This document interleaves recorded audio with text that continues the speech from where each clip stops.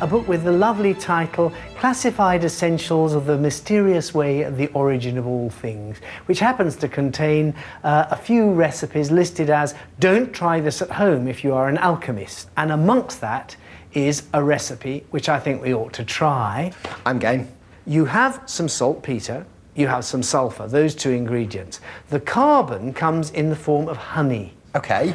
And what kind of quantities do you reckon they use? I would say most of that jar would get us something interesting happening. If we've got about the same quantity of the other two ingredients, the saltpeter and the sulphur, that should go nicely. Why did they ever think of mixing these things together at this point? The idea is to try to subdue the fiery properties of the sulphur and of the saltpeter so that they will be suitable for taking as a medicine, hopefully an elixir of life. Oh, I see.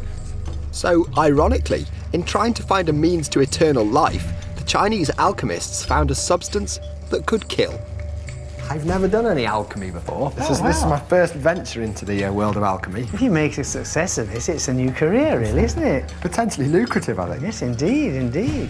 Now, that looks pretty well stirred to me. I would think now if you start cooking that, that will finish the mixing.